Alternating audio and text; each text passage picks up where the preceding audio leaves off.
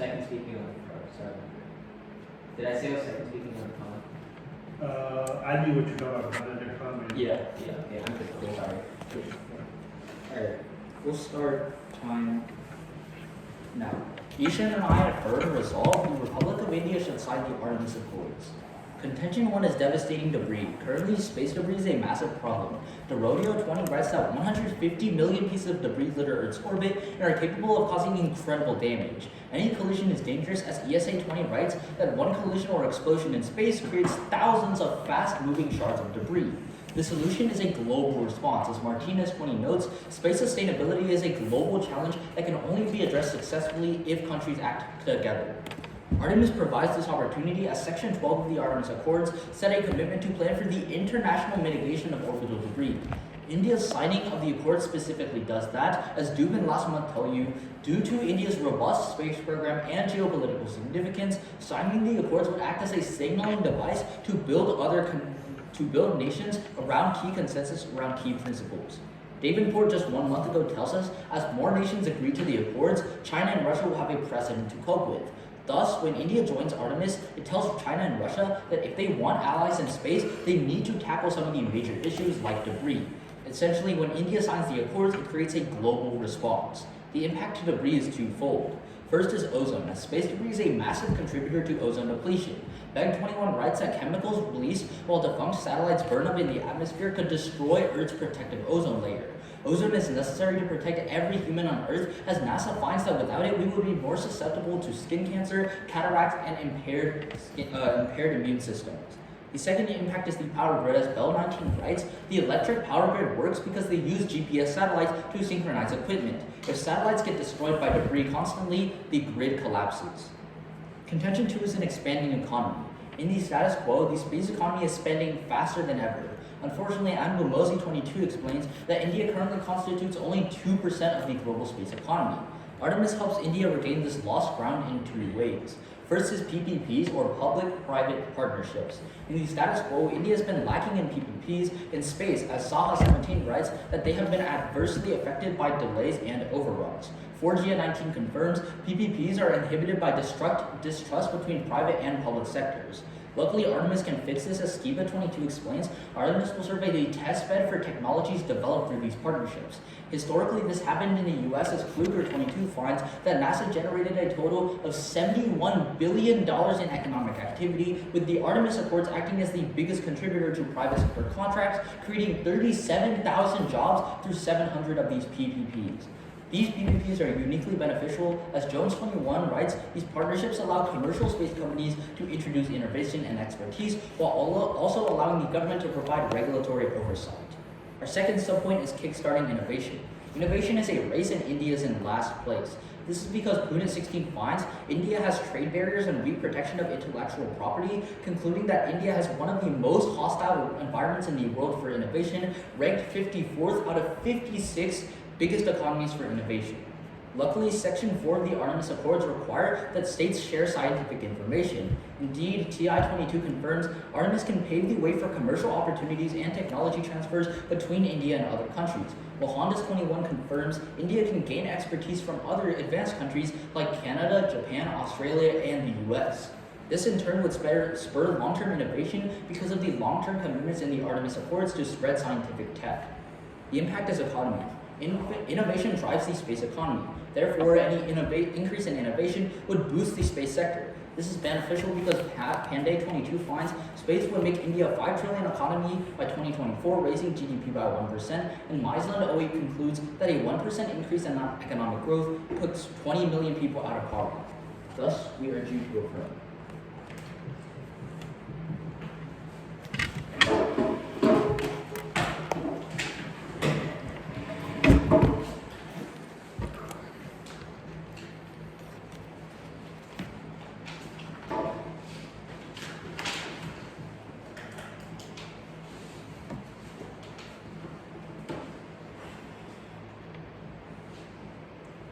Judge, ready? Opponents, ready? Carter, ready? Yes.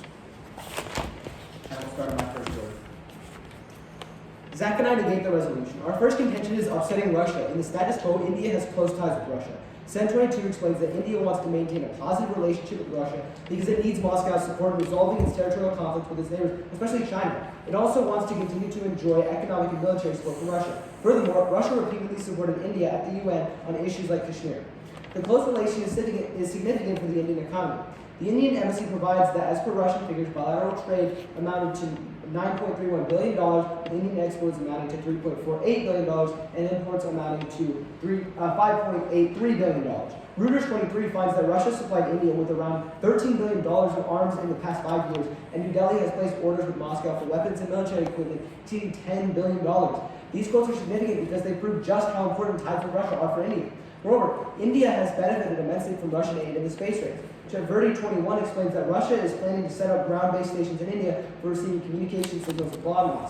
Similarly, ISRO will be allowed to set up IRNSS ground stations in Russia, calling it another great leap in Indo-Russian collaboration in the realm of space. Indeed, PTI 21 adds that India and Russia are bound to deepen collaboration in the space sector, including in the human spaceflight program, and signed an agreement cooperation in the building as well as the operation of launch vehicles. The signing of Artemis Accords affect these close ties. Ramonton 21 finds the development of two rival programs and two potentially conflicting frameworks for lunar governments creates new dilemmas for India. The decision it takes will be based not just on its lunar ambition, but also the state of its relations with the three major powers spearheading voyages to the moon and beyond. Faust 22 explains that the head of Russia's space agency said that the Lunar Gateway, part of NASA's Artemis Lunar Exchange Program, is too U.S.-centric for it to participate in, even though the Gateway leverages the existing International Space Station partnership. The impact is economic collapse. With criticism of Artemis Accord from its BRICS allies, India should not sign the Artemis Accords to upset its delicate diplomatic balance with more than billions of dollars of USD in trade between Russia and India cannot afford to upset its ally. Our second contention is economic disproportion. The Artemis Accords disproportionately benefit the U.S. at the expense of its signatory states.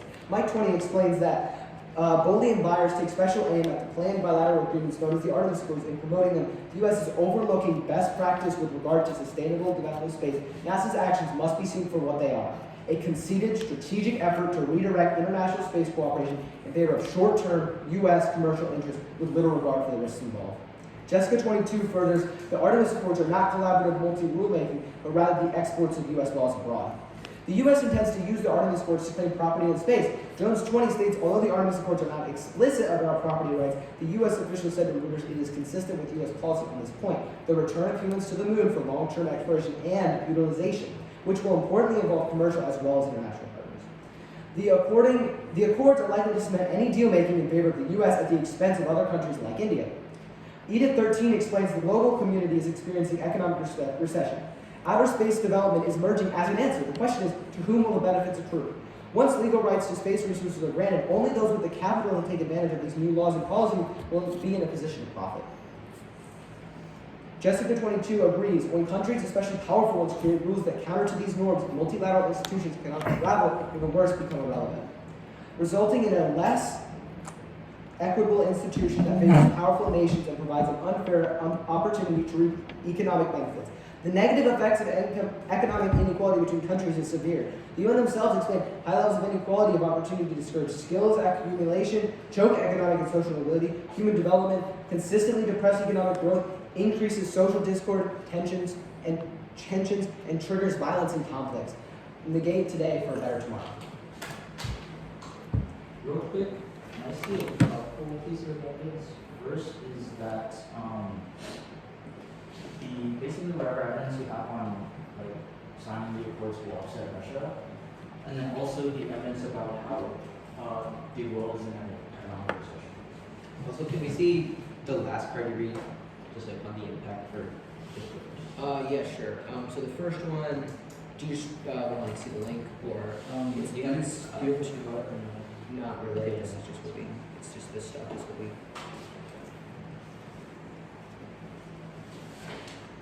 good quote, and then is there the economic recession part?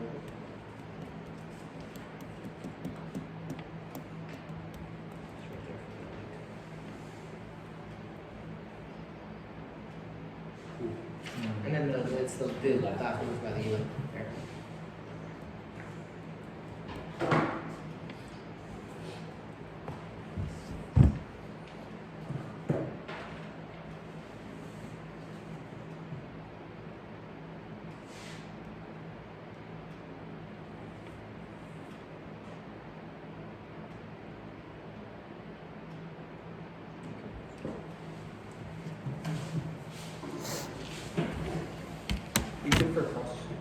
Oh yeah, please skip mine. Go. Oh shoot.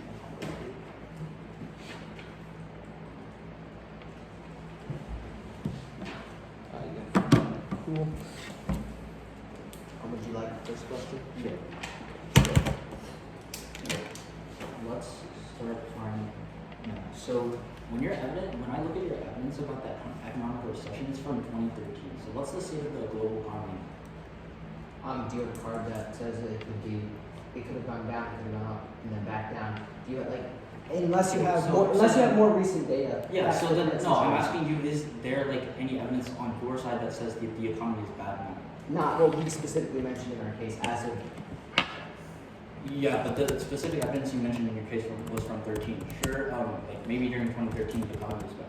What is it like right now? It could be worse after what happened with COVID and the impact on manufacturing that it had on countries. Okay.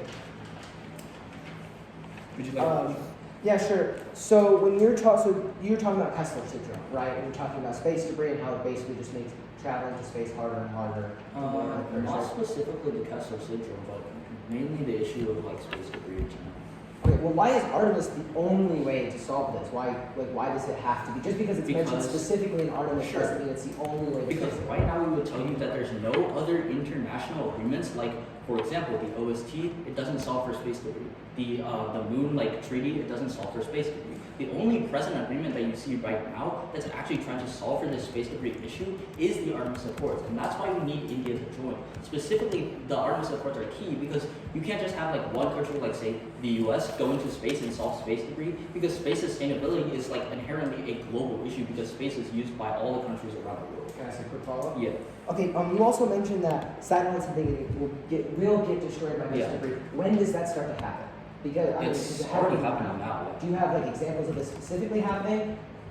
What do you mean? Like in the past 5 years, have debris hit satellites that are in operation in orbit as they are right now? Because that's what you're saying is I mean, to I part of can't it. give you like a specific like name of a satellite that's been hit by debris, but I can definitely tell you that satellites have been getting like hit by pieces of debris. And it's been like damaging them beyond repair where they can't be used, they're not functional at all. I mean, either way, like I wouldn't see how you would feasibly go up into space to like a satellite where the satellite is now broken, it's not able to stay in orbit properly, and now orbiting around the Earth at 18,000 miles an hour, and you're going to like possibly fix that. I don't see that. So you don't have a specific example, just to confirm. Yeah, just like but like in general.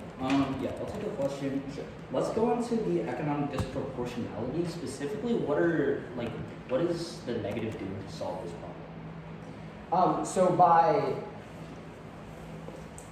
So India's current cooperation with Russia and its space agency is what's helping keep India at level, or as close as it can be to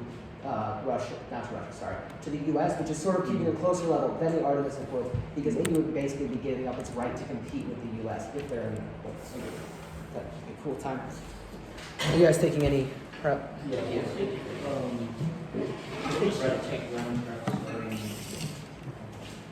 Okay, so we have space debris and space economy. Economy, and then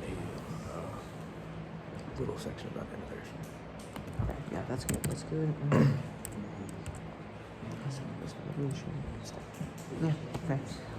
Just we'll do frontline and when they're done with it. All right. Sounds good.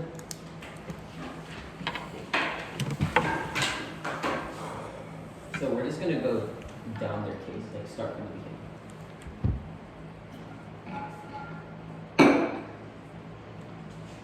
Is anybody not ready?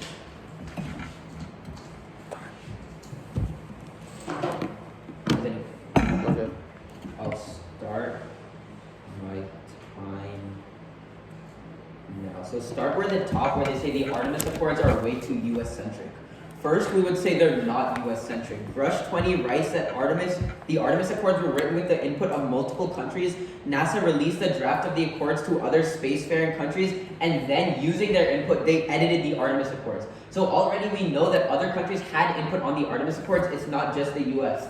But second, even if it is U.S. centric right now, India signing the Artemis Accords solves this. India has a lot of geopolitical power. They have a lot of influence. That's why Geary 22 writes that India is an upkeeper of multipolarity in space. When India signs the Artemis Accords, it redirects the Artemis Accords from just being about the US to being an international effort. That's why we need India. It changes the Artemis Accords, it betters the Artemis Accords. India is the key.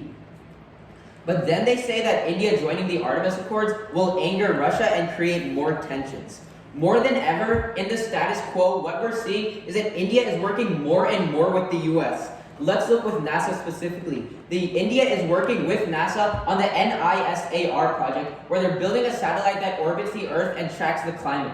India is working with NASA right now, but we're not seeing Russia do anything economic like they say we will. If we're not seeing anything happen right now, why will signing Artemis completely change the entire status quo where India is working with the US and it's working with Russia, and we don't see Russia retaliating economically? They need to prove why Artemis is specifically different than everything else we've done in the past. But then we would say that Russia is not going to risk their trading with one of their biggest trading partners just because they're mad about Russia signing the Artemis Accords. They tell you themselves that India is a huge trading partner with Russia, and Russia's economy is really low right now because of Western sanctions over Ukraine. Russia is not just going to risk one of their biggest trading partners just because they're mad about India signing the Artemis Accords. It doesn't make sense from a Russian standpoint. If you look at their own card, all it says is that Russia thinks the Artemis Accords are too US-centric. And of course it thinks they're US-centric. Russia literally has a rival space program that it started with China called the ILRS. Of course it's always going to be opposed to Artemis. Okay, now let's go on to their second contention on the rich-poor gap. First, we would say that they're doing nothing to solve this rich-poor gap. All they're saying is that Artemis is going to increase the gap, but they're not solving the problem. We do. We tell you that by signing Artemis, India attracts private investment, and that private investment helps create jobs, it helps boost the economy. That's what we saw in the US. When they started the Artemis Accords, we saw more private investment. NASA created 37,000 jobs. That's helped solve for the rich-poor gap. We also saw this happen in Rwanda and Nigeria, as Whittington 22 finds that these two countries have made themselves more attractive to international investment in their space sectors after they solved the Artemis Accords. Onwu Dibwe 22 furthers that for many African countries, Artemis leads to an increase in the workforce involvement in the economy, which results in higher economic activity. So clearly when you sign the Artemis Accords, you're actually reducing income inequality because you're attracting private investment, creating jobs, and boosting the economy.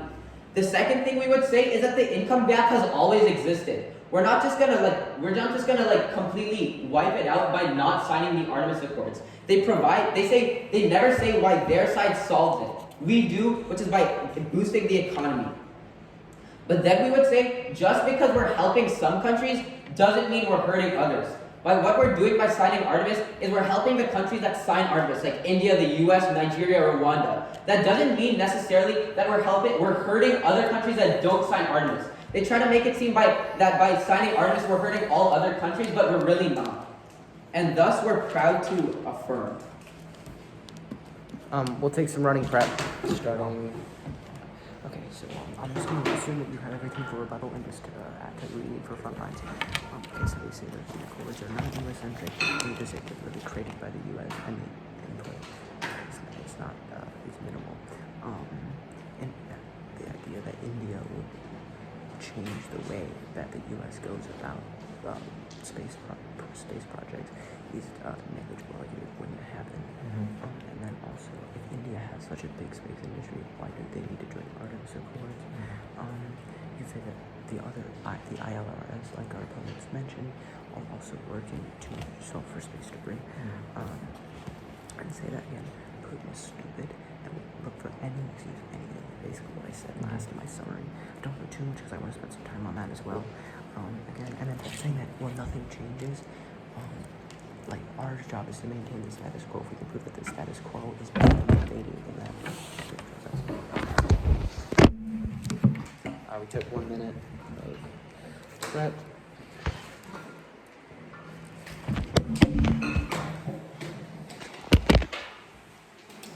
Okay, just a little off-time roadmap before I get started. I'm gonna rebut their case and then defend ours, and then if I have time at the very end, I will do a little bit of weighing. Time will start on my first one. One of my opponent's major contention is orbital debris, but orbital debris is not an issue. Our targets to reduce orbital debris are low. Current 15 explains, fortunately, the targets for active debris removal that scientists believe will allow us to forestall an irreversible cascade of collisions are relatively modest. The most common estimate is that removing 5 to 10 large pieces of debris per year is enough to keep Kessler syndrome at bay. And even more encouraging is that a broad array of national and private sectors are planning a plethora of advanced debris removal methods. India is reducing space debris in the status quo. Shanghai 22 signifies the debris created by India's anti-satellite test in March 2019 seems to have all decayed or disintegrated, and India's contribution to space debris has fallen to the lowest level in 4 years, latest data shows. Additionally, my opponent talks about the economy and how India's economy will be boosted by joining the Artemis Accords.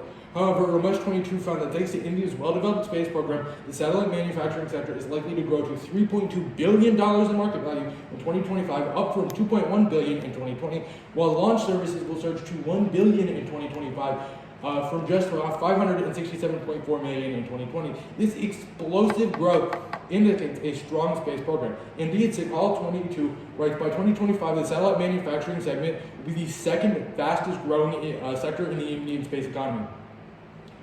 Additionally, other countries will not see benefits from the Artemis because the U.S. will have too much unilateral power. O'Brien 20 explains that the United States will unilaterally interpret the Outer Space Treaty to allow space resource extraction. There will also be safety zones to avoid harmful interference with such operations. The effect is to establish exclusive economic zones, especially if harmful interference is defined to include economic harm, not just safety. My opponent also touches on innovation, but India is already innovating new space technologies. As I previously said, Singhal 22 writes by 2025, satellite manufacturing will be the second fastest growing in the Indian space economy. Singhal additionally adds later on that currently India boasts over 100 space tech startups. The year 22 was a watershed year for space tech startups, with investments reaching $68 million, a year-over-year increase of 196%. There were a total of 47 new space tech startups established in India in 2021. By joining the Artemis Accords, India actually gains nothing. Lele 21 adds the US and China are far ahead of in moon excavation. The reality is India cannot match them. Hence, from a technology point of view, India is unlikely to gain much by joining any U.S. moon project. India has major space accomplishments. Should join such programs from a position of strength. Unfortunately, India's moon program is not a satisfactory process. My opponent wants to rebut our case by saying that Artemis had input. And while this is true, all of the input Artemis received was from other Western nations. These were from U.S. allies, like Canada and like several European states. It is in their best interest to side with the U.S. as they rely on the United States for a variety of things. Additionally, they talk about how signing Artemis has no effect on diplomacy with Russia, but this is untrue. As we previously stated, Artemis is a U.S.-centered program, and Russia is very antithetical to the United States. By signing the Artemis Accords, Russia is more likely to drop India from their trade relations, which would completely collapse the Indian economy. Additionally, my opponent talks about how we are not solving the economic inequality problem. Oh, I'm over time, sorry. Negate today for a better tomorrow.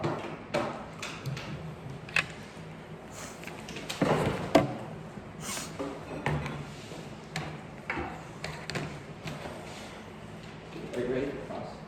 Yes. Can I have first question? You bet. So you said that India is far behind the US, right? In Yes. like space. So just because they're way far behind the US, is there no point in like trying to catch up? That is not what I said. I said they were so far from behind from a technological point of view. India is actually unlikely to gain anything from joining the Artemis Accords. So how would they gain nothing if they're literally there's literally measures in the Artemis Accords that say the U.S. and other countries in the Artemis Accords have to share data with other signatories. It's not legally binding. The Artemis Accords are not legally Okay, binding. There's no reason for them to share Sure, this. okay, there's two things.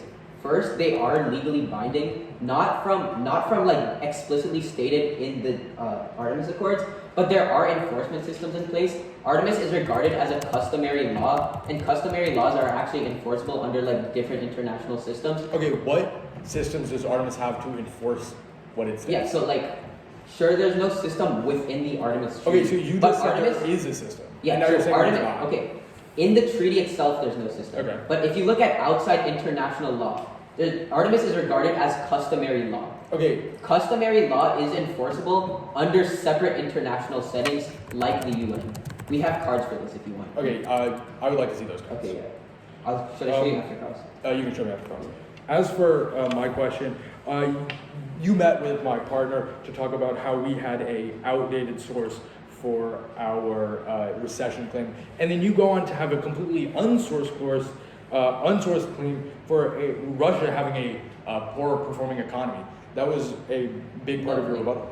Russia's economy is like, it's declining right now. Okay, because, but you didn't cite a source for that. like, For I can all give we you know, a source. you are making that I up. can give you a source. But like, even if you want just the warranting, Russia is literally being sanctioned by like the entire Western world.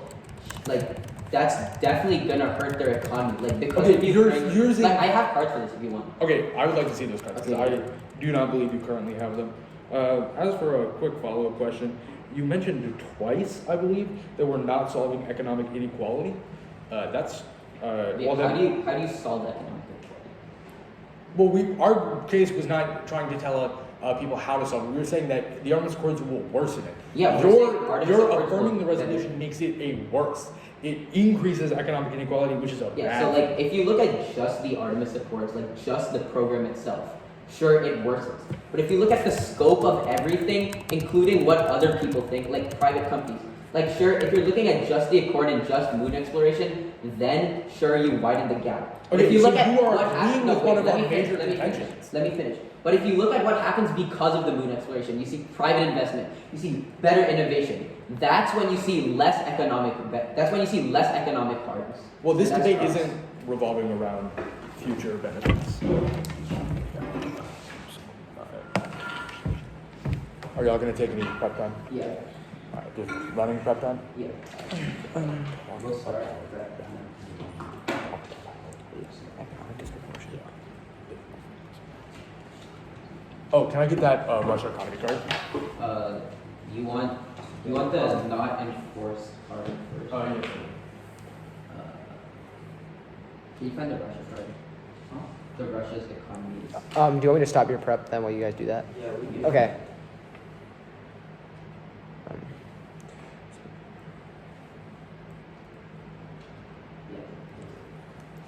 I actually want to see that enforceable card.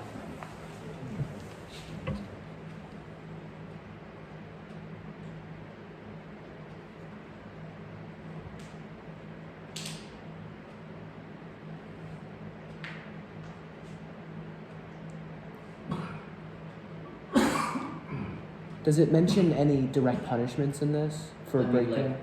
I'm Like, is it assuming- fines? Is it? I don't know exactly how this works, but it's under the International Court of Justice, and decisions passed by the ICJ are binding.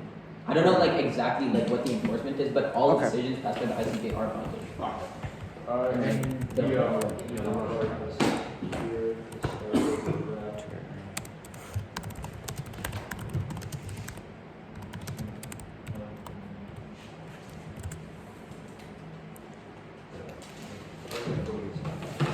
You're counting that as our prep time? Yeah, when you call for cards, that's yours. I think so. We don't have to. I don't think no one's ever counted it for us before, so I would just say don't. We can throw it in. Yeah, that. Yeah. So, The ICJ seems to be focusing mainly on like actual crime. yeah.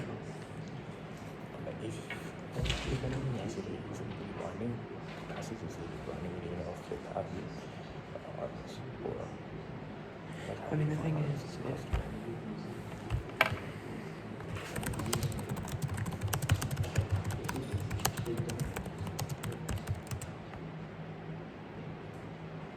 Okay, yeah, it takes 15 years for anything to happen. So, time, we really have enough time.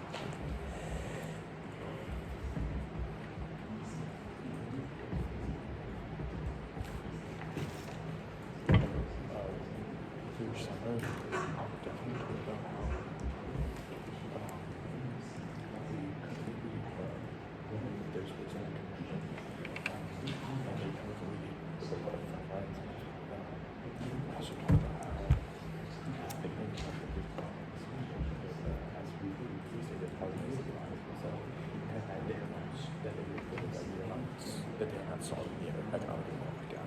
They're making it worse. They admitted that.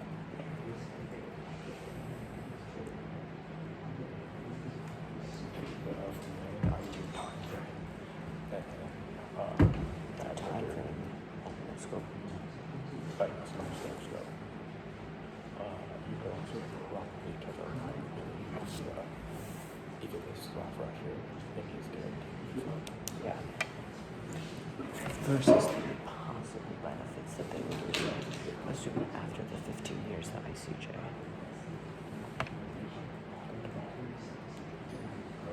We'll give them some leeway because they're being nice because we didn't.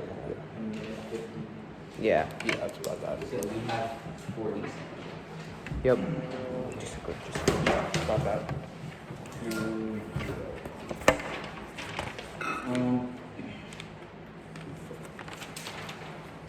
Is everyone ready?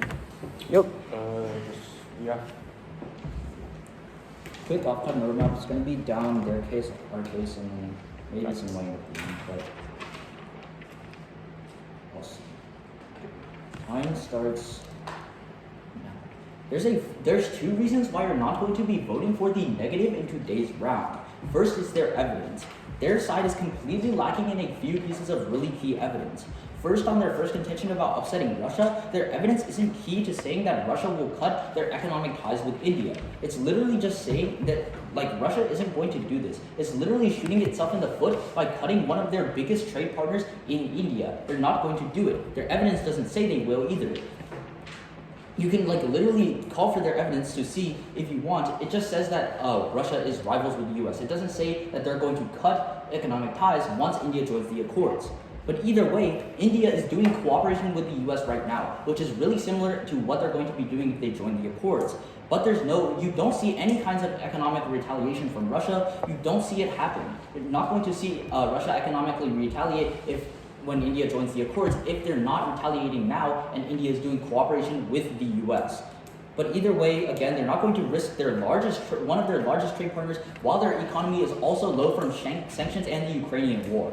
But now on their second argument about economic disproportionality, they don't get to this in the rebuttal, which means their contention is completely gone at the point where they concede all of the responses that Ishan has given you in rebuttal. Realize they don't have the evidence that says other countries will be hurt by signing the Accords. Sure, we're making countries like Rwanda, Nigeria, India, countries that sign the Accords, we're making them better, but you don't see other countries being negatively impacted. That's the evidence that they're lacking.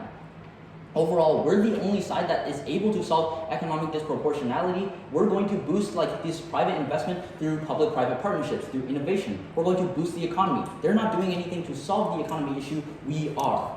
But now, the second reason you're not voting for them is the precedent. There's literally no precedent on any of their arguments. Like, for example, the one about Russia's economic ties with India. There's literally never been an instance of when Russia's cut their economic ties with India before, because it would be bad for Russia's general economy. As they stated in their contention, India is one of Russia's largest trade partners. It's not going to happen.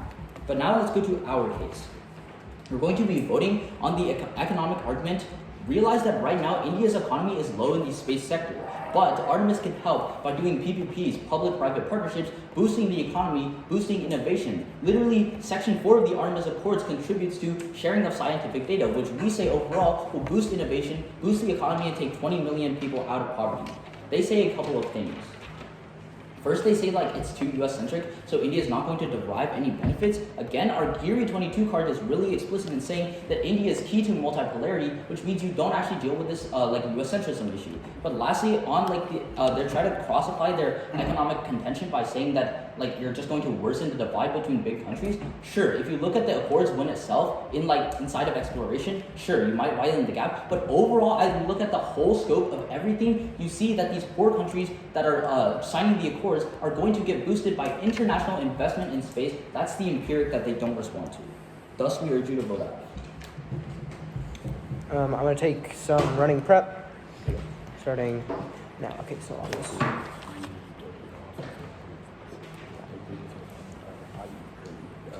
I'm going to talk about ICJ. I'm no longer subject to ICJ. So that might be across right there. I'm going to bring it up. It's fine. We can bring it up again. Across. Yeah.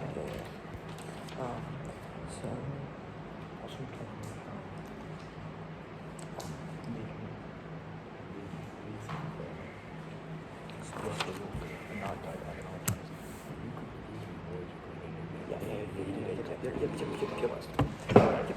That was about 35 seconds.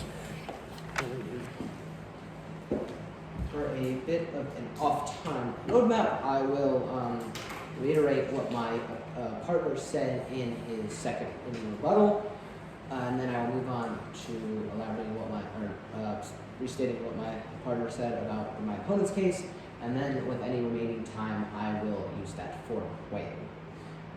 Jennifer, you ready? Yeah. Opponents ready? Yeah. Okay, I'm just going to assume you're ready, exactly.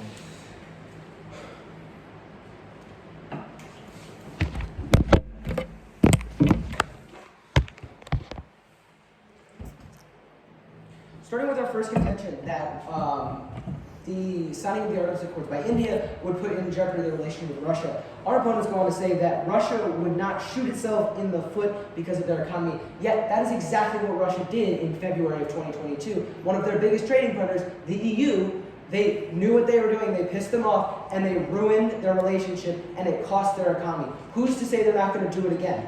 Putin, the autocratic leader of Russia, is a madman who cares more about how he is viewed than the welfare of his people and his country. Moving on, so our opponent said that my partner did not talk about our second contention in rebuttal, but that is false. He did briefly mention it at the end of his rebuttal. And that, again, our opponents didn't necessarily say that there is no income inequality, or not income inequality, but income economic disproportion. They just said that there is less than what we said, which still flows that through. They also said that India would somehow make the Artemis Accords less US-centric, but I don't know how that's possible because India signing the Artemis Accords doesn't open the Artemis Accords to relitigation. The Artemis Accords are what they are. We're not changing them. Nothing in this debate says we're changing them. So if they're already written to be US-centric, how is India joining it going to make it not US-centric? Our opponents also say that, so when we say that a lot of their contentions would be nullified because of the fact that the Artemis Accords are not binding because they are an accord, not a treaty, and they mentioned that the ICJ can enforce that. The ICJ has no jurisdiction over the United States, so if the U.S. decides not to share something with India, the ICJ can't do nothing, which then goes to what we said, which is that this treaty or this accords are not enforceable. Our opponents also say that we should not just look at the accord, we should look at the broader scope, but that's not what this debate is about. India and the accords. Not about space mining, not about astro. It's about India and the Accords and what exactly that means. So we're not looking at a broader scope, we're looking at a very specific scope, which is outlined by our prompt. Moving on to weight. We have weight on time frame because any benefits that they say will come from joining the Artemis program happen so much slower than any of the negative effects that they can have with Russia. Russia could switch off the oil pipeline any day. The day after they sign the accords, Russia could shut it off the next day, and this would throw the Indian economy into turmoil. It would almost guarantee crash the Indian economy. Moving on to scope. If the Indian economy crashes, or even that they get limited, their social mobility is limited, there's more anger or aggression, there's tension, as we've said, will be caused by the economic proportion. 1.5 billion people will be affected. Therefore, you should negate the resolution for a better tomorrow. What are they for cross? Yeah. Give me one sec. Sorry. Okay, ready to go. Okay. First question starting now.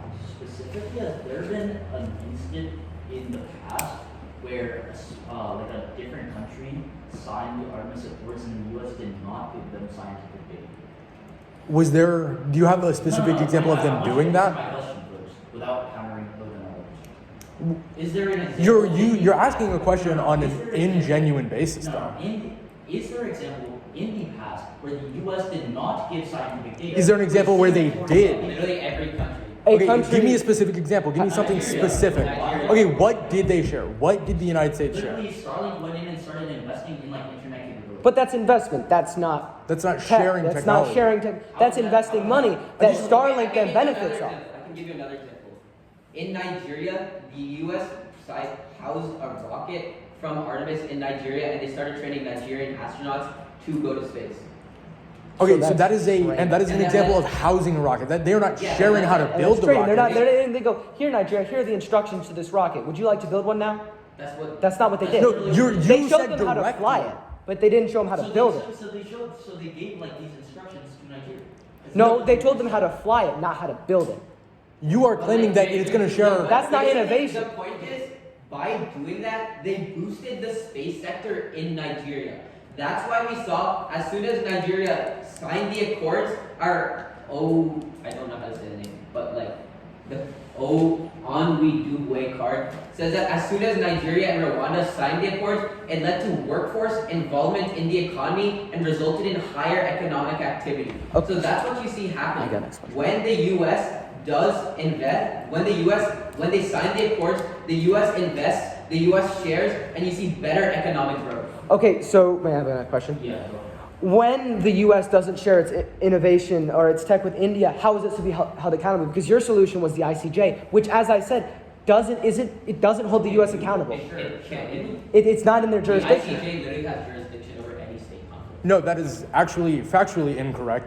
In 1985, the United States withdrew from the ICC, which is The ICC is an international criminal court. okay. It is closely related. Like, Additionally, it's not additionally, affiliated. the United States The is not ICC subject to the ICA's ICC compulsory tries jurisdiction. people. The ICJ tries states. Okay, There's a And huge I have a difference. Even card if that they do. states that it is not subject to ICJ's quote unquote broad compulsory jurisdiction. Like, we can show you after this, but even if in some scenario, other countries that are supposed to share, like Canada, which may or may not fall into the ICJ jurisdiction, a case took 15 years to try. We're adding another 15 years onto your time frame. That's a singular case.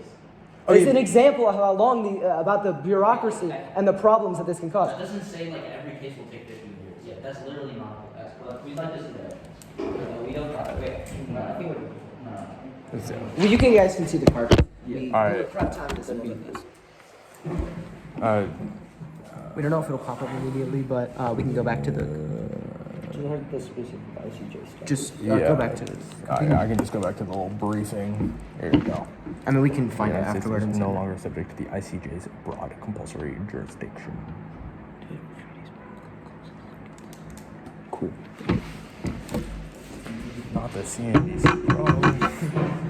We'll start our floor rankings. Good. Okay, so just wait and remember, say that the accords are not compulsory.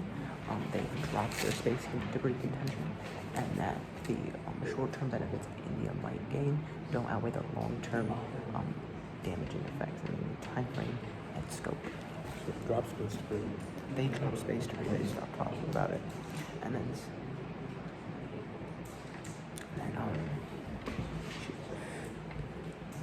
say, okay, right, so they drop space debris, and after their second contention is nullified, the U.S. doesn't share, which they don't have to, because no one is making an obligation. Okay. Okay, so it's going to be economy, innovation, or economy and then Russia. Yeah. Is anybody not ready? We're all good. I'll start my time now. So what the Artemis Accords do is they incite exploration, space exploration. If you look at the exploration by itself, that's where you see economic harms. But if you see how we achieve this exploration, that's how you see receive benefit or economic growth. The main way we see this is through public-private partnerships, which they completely drop this entire round. What happens is when countries ratify the Artemis Accords, they show the world that they're open to space exploration and they attract private companies. We've extended this through every speech, they've never responded. That's exactly what happened in the US, that's exactly what happened in Nigeria, that's exactly what happened in Rwanda. What happened is that when they signed the accords, public companies started investing more because they saw that these countries were investing in space. What happened then is there was better labor forces, the economy boosted, and there was overall just better economic growth. That's what will happen when we see India ratify the Artemis Accords. Our Panday 22 card tells you that if India ratifies, by 2024, we'll see a 1% boost in GDP. And our Miseland card tells you that a 1% boost in GDP takes 20 million people out of poverty. But then let's look at Russia. Russia won't shoot themselves in the foot by withdrawing economic ties from India. They say that they did it in Europe, but realize they withdrew from Europe way before Europe sanctioned them. Now that their economy is in decline, they're not going to shoot themselves in the foot by withdrawing economic ties from India. In the end, you're always voting pro because we extend the numerical impact. You know what's going to happen when you vote pro. When you vote pro, 20 million people are going to be taken out of poverty because we see an increase in private investment. When you vote con, you never know what happens. Even if it is US-centric, there's no impact to that. Even if Russia does, and Russia will never shoot themselves in the foot. So in the end, the only place where you see economic growth is on the pro side. The only place where you can vote is the pro side. All right, we'll take the rest of our which I believe is about a minute 30. Yeah, we're looking at about a minute and a half. Minute and a half, starting that now. Okay, so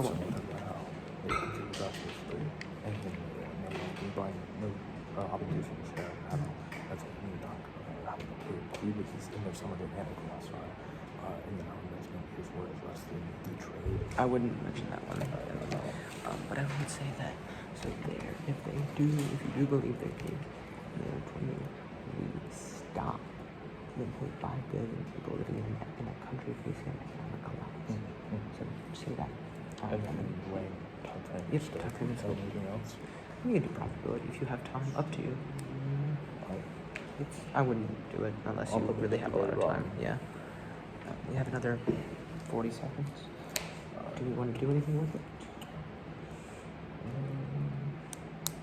Drop space to be done. I'll also say how Putin wouldn't shoot himself in the foot because he fucking dumbass. Right. Sorry, because he's a freaking dumb butt. Yeah. Alright. Okay. Ready for done with prep. Okay. Just a little off-time roadmap. I'm going to start by talking about where my opponent will have dropped a complete one of their contention, and then move into how they have gotten some stuff wrong and in other instances agreed with us, and then I will move on to that. Time to start on my first one. My opponent completely dropped their first contention of space debris. After we rebutted it in my rebuttal, they never tried to reinstate it. They never wanted to put up a defense because they knew it was categorically false. Additionally, as we previously mentioned, we mentioned it in the last crossfire, and I believe my partner mentioned it in the summary, the United States is not required to share any technology or anything they've done with the Artemis Accords. The Artemis Accords is not legally binding, and while my opponent tried to say that there was a customary law that would be enforced by the ICJ, as we stated in crossfire, the ICJ does not have jurisdiction over the United States. Additionally, my opponent agreed with us. They agreed with our contention of economic inequality. They said while affirming would not decrease economic inequality, and I believe in the short term, they said in the short term it could even increase it. But we are talking about the short term. We're talking about what is directly going to affect India. As for when, we outweigh our opponent on three major things: time frame, scope, and probability. We outweigh them most notably on time frame. If India signs the Artemis Accords, Russia is going to get upset and they will stop trade. This will cause an economic collapse. This will be immediate. It's not a slow collapse. It is rapid. It is the complete unraveling of India's economy as they currently see it. This leads into my second contention of scope. There's over 1.5 billion people living in India today. This is 1.5 billion people who are going to be directly affected by the economic collapse that will occur if India signs the Artemis Accords. As for the third point, probability, if India signs the Accords, it is almost guaranteed that they will see negative consequences. While my opponents say that there is likely, not a guarantee, but likely some increased benefit to India. But as we previously stated, that is not a guaranteed benefit and it is not required for the US. Negate today for a better tomorrow. Good round. Good round. Thank you.